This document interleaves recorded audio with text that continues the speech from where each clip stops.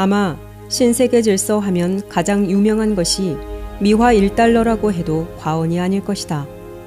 미화 1달러에는 가장 유명한 오컬트 상징인 전시한 피라미드가 등장하며 그 밑에는 신세계 질서라는 문구가 라틴어로 등장한다.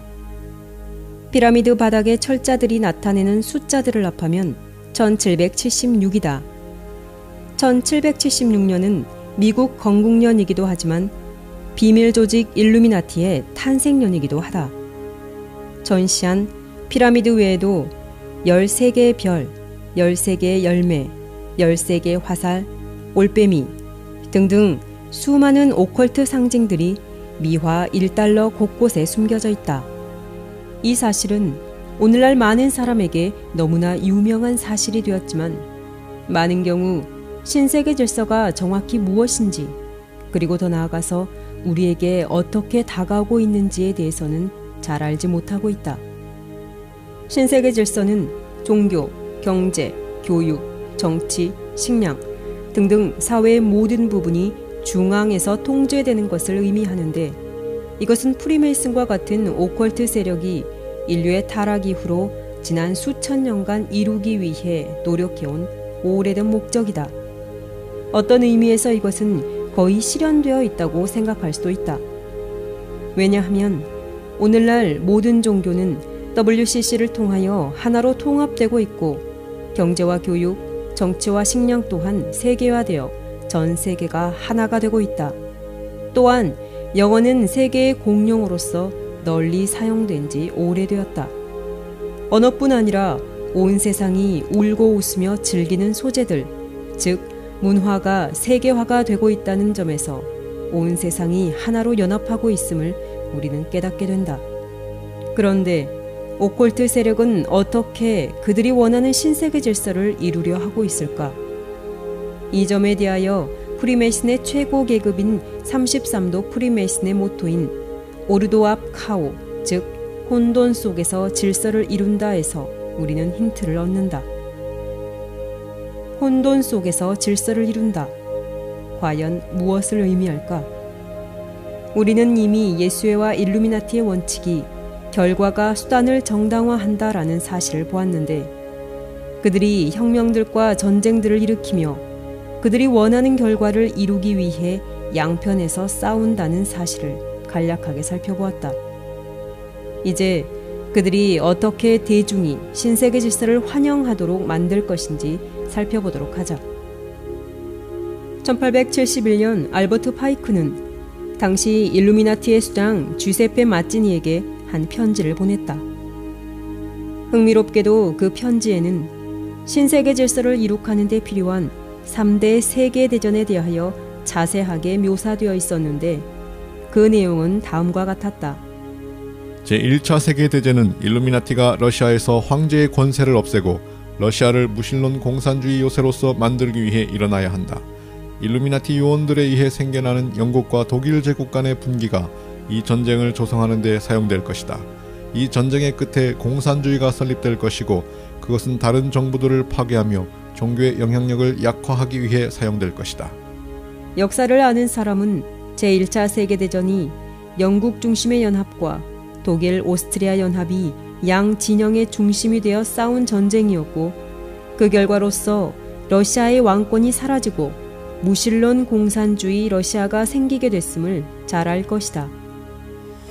제2차 세계대전은 파시스트들과 정치적 시온주의자들 사이의 분기를 기회로 조성해야 한다.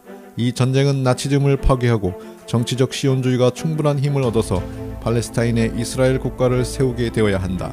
제2차 세계대전 동안 세계적으로 공산주의는 충분히 힘을 얻어 기독교 국가들과 균형을 이루어야 하며 마지막 사회적 재앙을 일으키기 위해 우리에게 필요할 때까지 자제되고 견제받아야 한다.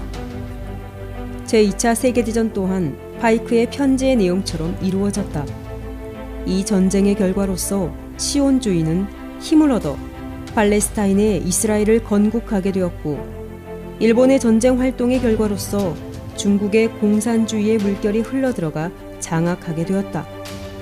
또한 전쟁 후 1945년 7월부터 8월까지 포츠담에서 미국의 트루먼 대통령, 영국의 처칠 수상, 소련의 스탈린이 만나 회담을 한 결과로서 유럽의 많은 부분이 러시아에 거저 주어진 바 되며 공산주의 러시아가 절대 권력으로 부상하도록 했다. 이 점에 대해 역사가들은 어떻게 상대적 약세였던 러시아가 그렇게 강성하게 될 수 있었는지, 그리고 왜 유럽의 많은 부분이 러시아에 넘어갔는지 알 수가 없었다. 그러나 역사책들이 알려주지 않는 비밀 조직들의 활동을 연구하면 이것이 어떻게 이루어진 일인지 우리는 분명히 보게 된다.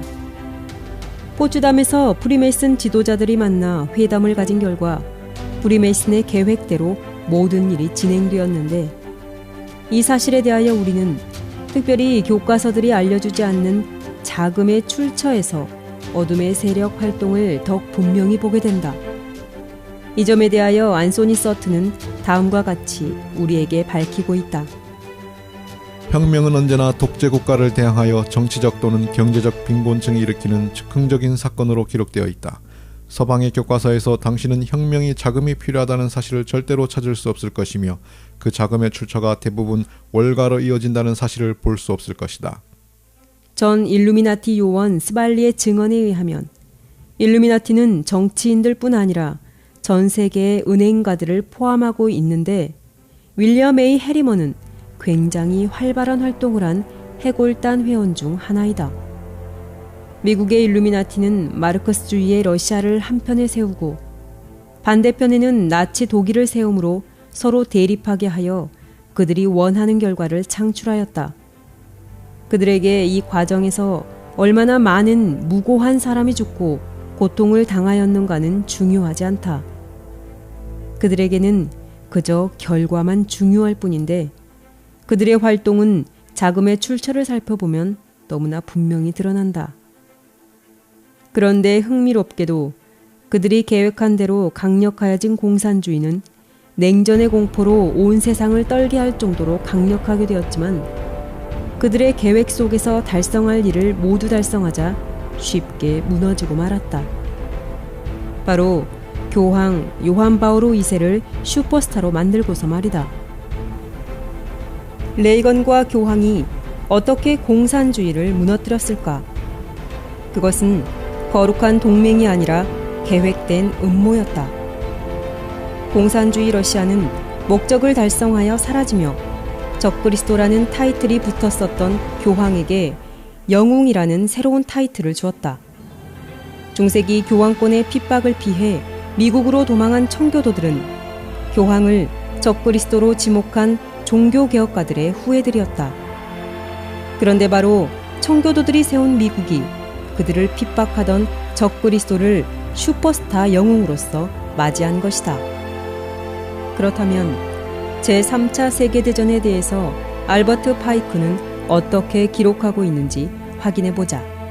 제3차 세계대전은 일루미나티 요원들이 시온주의자들과 이슬람권 지도자들 사이에 생성하는 분기를 기회로 조성해야 한다. 전쟁은 이슬람권과 정치적 시온주의가 서로를 파괴하는 형식이 되어야 한다. 그러는 동안 다른 국가들은 이 문제에 대해서 의견이 갈려서 완전히 물질적으로, 도덕적으로, 영적으로, 경제적으로 파탄되는 수준까지 싸워야 한다. 우리는 니힐리스트들과 무신론자들을 풀어놓을 것이고, 그로 인해 우리는 가공할 만한 사회적 재앙을 불러일으킬 것인데, 그것은 완전한 무신론과 야만성의 근원과 최고의 피비린내 나는 소란들의 영향들에서 오는 공포를 국가들이 분명하게 보여줄 것이다.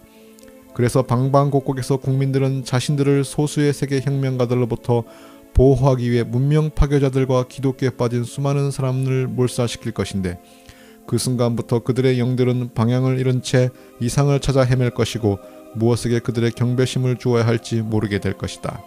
그때야 순수한 루시퍼교리의 진정한 빛이 전 세계에 공개적으로 드러나게 될 것이고, 그들은 그 빛을 받아들일 것이다.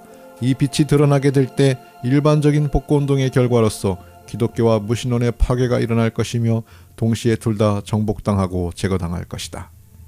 알버트 파이크가 예고한 3대 세계대전 중 1차, 2차 세계대전은 그들의 계획대로 진행되었다.